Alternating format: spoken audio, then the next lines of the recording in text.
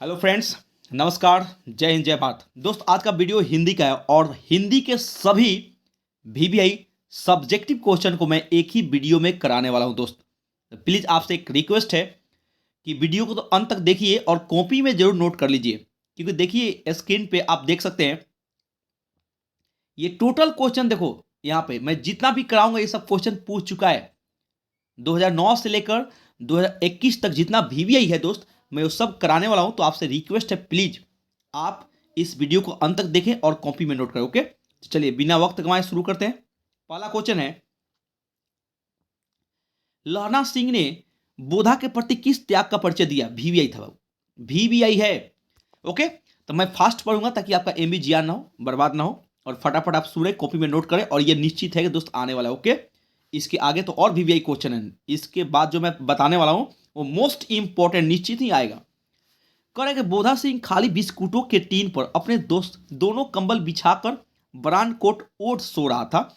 एक कंबल लहना सिंह का था और लहना सिंह पहरे पर था, पर उसकी एक आंख बोधा पर टिकी हुई थी। बोधा कराह, उसने पानी मांगा। बोधा कराहा और उसने पानी मांगा। लहना लहना सिंह ने कटोरा उसके मुंह से लगाकर पूछा, कैसा है? बोधा ने बताया, कंपकपी छूट रही है, रोम रोम तार दौड़ रहे हैं, दांत बज रहे हैं, यानी कि उसको ठंडा लग रहा था। ठीक है, लहना उसको अपना कंबल दे चुका था, अपनी जर्सी भी देना चाहता है। लहना सिंह एक सफेद झूठ बोल देता है, उसके पास दूसरी गर्म जर्सी है, आज सवेरे ही आई है, विलायत से में बून बून कर भेज रही है। यह कहकर उसने बोधा को अपनी जर्सी पहना दी। इस प्रकार लहना सिंह ने बोधा की जान बचाकर त्याग का परिचय दिया और यहां तक कि अपनी जान गंवा दी। उस बेचारे को ठंड लग गई, ठीक ले, लेकिन अपने दोस्त को बचा लिया। ठीक है, लेकिन बोधा सिंह पर आंच भी न आने दी। वीवीआई दोस्त, वीवीआई बहुत बार पूछा है, बहुत बार। ओके, दूसरा क्वेश्चन देखिए, 2019 में पूछा है कि दल विहीन लोकतंत्र और साम्यवाद में किस प्रकार संबंध है? भाई साहब, आप इसको लिख लो, नोट करो। ठीक है, दल विहीन लोकतंत्र की कल्पना सर्वोदय का सिद्धांत है। उसकी मान्यता है ग्राम सभाओं के आधार पर दल विहीन प्रतिनिधित्व स्थापित हो सकता है। ये बहुत बीबीआई है। मार्क्सवाद भी दल विहीन लोकतंत्र का हिमायती है। यह लोकतंत्रवाद का एक मूल उद्देश्य भी है। वे यह मानते हैं कि समाज जैसे जैसे साम्यवाद की ओर बढ़ता जाता है, उसी मात्रा में राज्य का अस्तित्व धूमिल होता जाता है और अंत में एक स्टेटलेस सोसाइटी स्थापित हो जाती है। और यह समाज निश्चित रूप से लोकतांत्रिक होगा, साथ ही दलहीन भी होगा। ये भी यही है। ठीक है, ये क्वेश्चन तो मोस्ट इंपॉर्टेंट है, बहुत बार पूछा है। जयप्रकाश नारायण किस प्रकार का नेतृत्व देना चाहते थे? देखिए 18 में पूछा है। ठीक है, आंदोलन के नेतृत्व के विषय में जेपी के विचार थे कि सबकी सलाह ली जाएगी, सबकी बात सुन ली जाएगी, छात्रों की बात तो अधिकाधिक सुनी जाएगी, जितना भी समय होगा उसके साथ बिताया जाएगा, उनसे बहस भी की जाएगी, उनकी बातें समझी जाएगी और अधिक से अधिक समझने का प्रयास भी किया जाएगा। जनसंघर्ष समिति की बात भी सुनी जाएगी, समझी जाएगी, पर फैसला मेरा ही होगा। सबको इस फैसले को मानना होगा और आपको भी मानना होगा। यहां एक बात साफ है कि जयप्रकाश नारायण ने साफ कहा था कि आंदोलन का संचालन सबकी सलाह से होगा, जहां की बहस भी होगी, पर अंतिम फैसला उन्हीं का होगा। यदि यह नहीं हो सका तो पता नहीं हम किधर बिखर जाएंगे। ये वीवीआई है, वीवीआई। ठीक है, ये क्वेश्चन देखिए 2019 का है। कहते रहे सब वीवीआई, टोटल वीवीआई आप लिख लो भाई। यदि संधि की वार्ता कुंती और गंधारी के बीच हुई होती तो बहुत संभव था कि महाभारत न होता। इससे आप कहां तक समझते हैं? वीवीआई क्वेश्चन है। लेखक नारी के गुण की चर्चा करते हुए कहता है कि दया, माया, सहिष्णुता और भीरता नारी के गुण है। इस गुण के कारण नारी विनम्र और दयावान होती है। इस गुण का अच्छा पक्ष यह है कि यदि पुरुष इन गुणों को अंगीकार कर ले तो अनावश्यक विनाश से बचा जा सकता है। ठीक है, वीवीआई है। पुरुष सदियों से अपने आप को शक्तिशाली मानता आया है। उसने नारियों को घर की चार दीवारी में सीमित किया है। बहुत आजकल देख रहे हैं आप लोग, ऐसा घटित होता भी है। घर का जीवन सीमित और बाहर का जीवन असीमित, निस्सीम होता गया।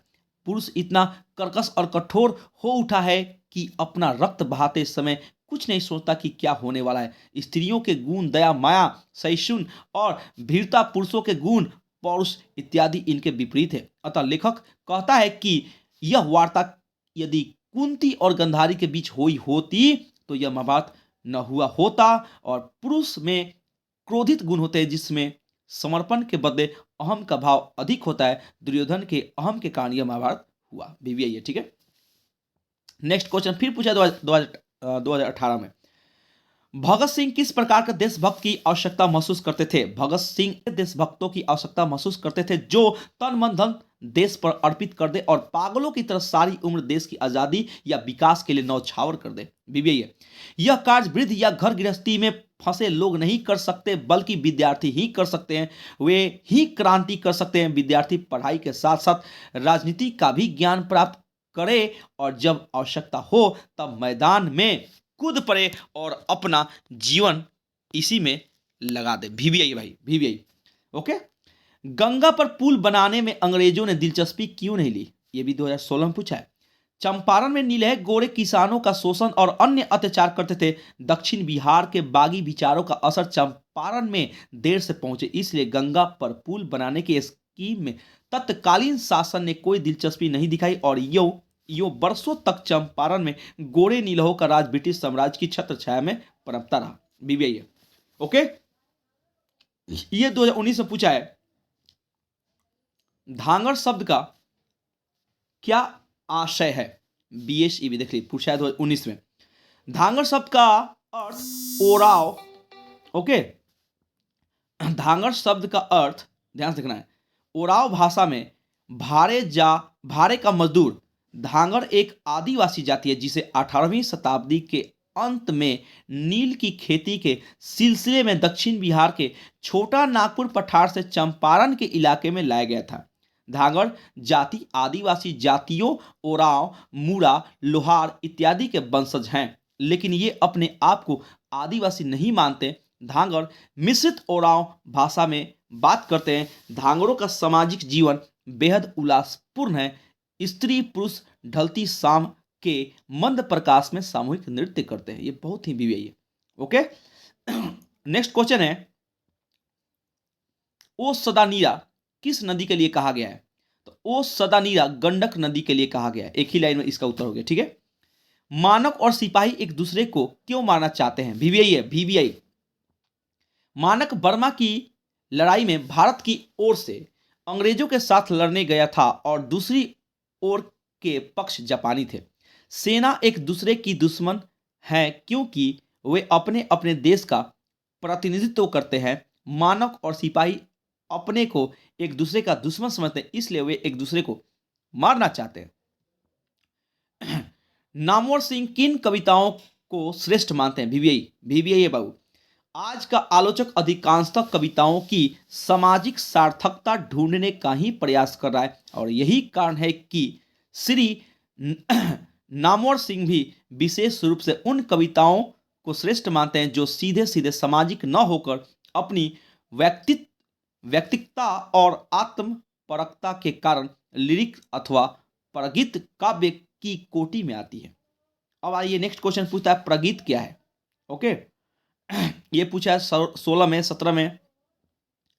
कह रहा है सुख दुख की आवेशमयी अवस्था विशेष को गिने चुने शब्दों में स्वर साधना के उपयुक्त अभिव्यक्ति देना ही गीत है, प्रगीत है। ये आत्मपरक प्रगीत यथार्थ को प्रतिध्वनित करते हैं। आज भी प्रगीत के रूप में प्रायः उसी कविता को स्वीकार किया जाता है जो नितांत व्यक्तिक और आत्मपरक हो। कविता में जब प्रगीतात्मकता सीमित हुई तो दूसरी ओर प्रगीतात्मकता के कुछ नए आयाम विकसित हुए। प्रगीतात्मकता का आरंभ वही है जहां कवि समाज के विरुद्ध खड़ा होता है। बहुत बीबीआई है। क्या जूठन शीर्षक सार्थक है? 19 में पूछा है।